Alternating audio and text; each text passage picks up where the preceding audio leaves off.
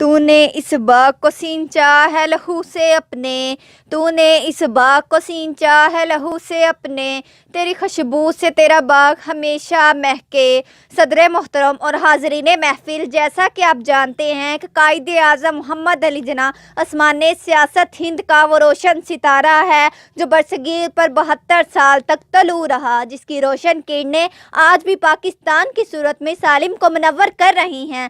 صدر گرامی مرتبت اور سامعین، کسے معلوم تھا کہ کاٹھیا وار کے رہنے والے چمڑے کے ایک متوسط درجے کے تاجر جناب پونجا کہ ہاں پیدا ہونے والا یہ نحیف و نزار بچہ بڑا ہو کر اسلامیان ہند کا نجات دہند اور ان کا غم خوار بنے گا۔ وہ اپنی ملت کی ڈوبتی کشتی کو سنبھالے گا اور اسے ساحل مراد تک لے آئے گا۔ یہ معصوم بچہ بڑا ہو کر ان ظالموں اور لٹیروں کا محاسبہ کرے گا جو گزشتہ 2 صدیوں سے اسلام کے نام لیواؤں کو اپنے ظلم اور ناانصافی کی چکی میں پیس رہا ہے۔ اصحاب بصیرت محمد علی جو بعد میں جناح کہلائے اور پھر اسلامیان ہند کے کروڑوں مسلمانوں کے قائد اعظم بنے، ان میں سیاسی رجحان تو لندن میں زمانہ طالب علمی کے دوران ہی پیدا ہو گیا تھا، مگر ہندوستان آ کر ایسی اقتصادی اور مالی دشواریوں سے دوچار ہونا پڑا کہ سیاست کا تصور بھی نہیں کر سکتے تھے۔ لیکن جب حالات ذرا سازگار ہوئے، مالی دشواریوں کا بوجھ کم ہوا اور سکون و آرام میسر آیا تو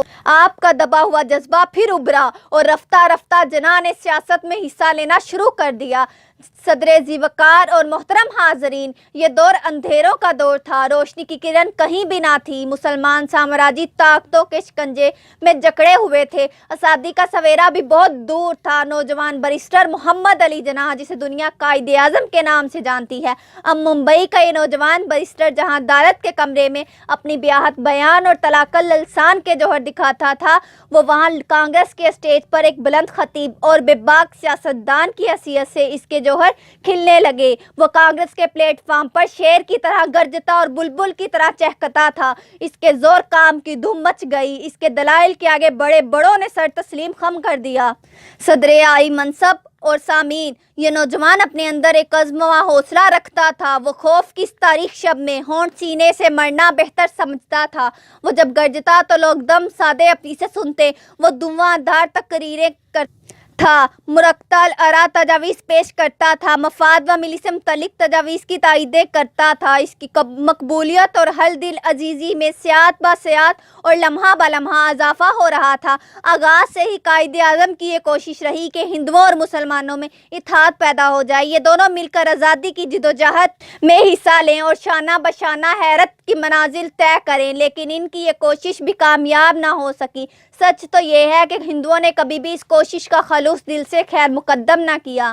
صدر علی وقار اور گرامی قدر خواتین و حضرات، جنگ عظیم کا آغاز 1914 میں ہوا۔ اس وقت پھر قائد اعظم نے محسوس کیا کہ آزادی حاصل کرنے کا یہ بہتر موقع ہے۔ اگر اس وقت ہندو اور مسلمان متحد اور متفق ہو کر حکومت کے سامنے اپنا مطالبہ حریت رکھیں تو وہ نظر انداز نہیں کر سکتی۔ اسے مجبور ہو کر ہندوستانیوں کی متفقہ آواز سننا پڑے گی، اس پر کان دھرنا پڑے گا اور ان کا متفق و متحد مطالبہ ماننا پڑے گا۔ اس مقصد کے پیش سبب جب کانگریس کا اجلاس ہو رہا تھا، قائد اعظم نے کوشش کی کہ مسلم لیگ کا اجلاس بھی یہی منعقد ہو تاکہ ان دونوں بڑی جماعتوں کے لیڈر آپس میں ایک راہ عمل تلاش کر لیں جو سب کے لیے قابل قبول ہو۔ کانگریس کے خلاف مسلمانوں کے دل میں بدظنی تھی، وہ کانگریس کی روش سے بیزار تھے، وہ کانگریس سے باوجہ مخصوص و معلوم دور رہنا چاہتے تھے۔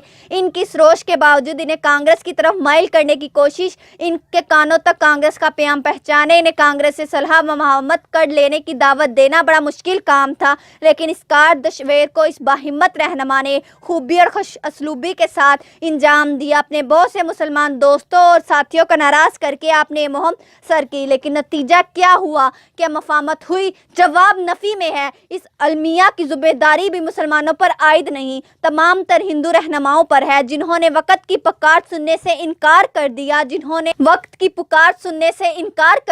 جنہوں نے معاملے کی اہمیت نہ سمجھی، جنہوں نے ایک بہترین موقع اپنی کوتاہی فکر سے ضائع کر دیا۔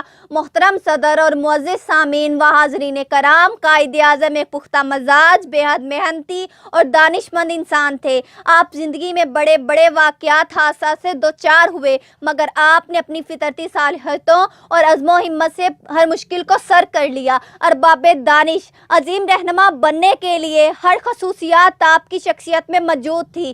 لیڈر دلیر ہو، نڈر ہو، بے باک ہو، حق کی بات کرتا ہو، جرت کا مظہر ہو، حق پرست ہو، اظہار و صداقت کی جرت رکھتا ہو.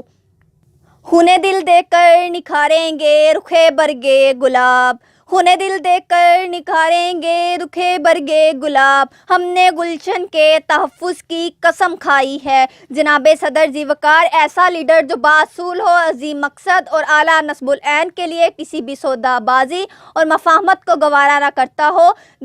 دل قوم کے درد سے لبریز ہو، قوم کی نفسیات سے باخبر ہو، اس کی فلاح و بہبود ممتاع نظر ہو.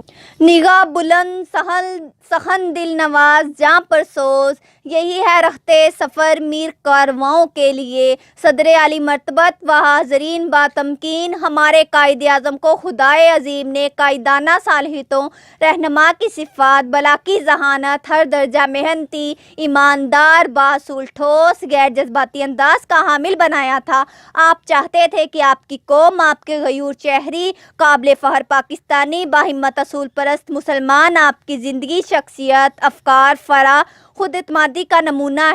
ملت کا پاسباں محمد علی جناح، ملت کا پاسباں محمد علی جناح، ملت ہے جسم جاں ہے محمد علی جناح. صدر محفل، وقت کا تقاضا ہے کہ ہم خلوص دل سے عہد کریں کہ قائد اعظم جس قسم کے ملک کی خواہش رکھتے تھے، ہم وہ نمونے کی قوم بن کر دکھائیں.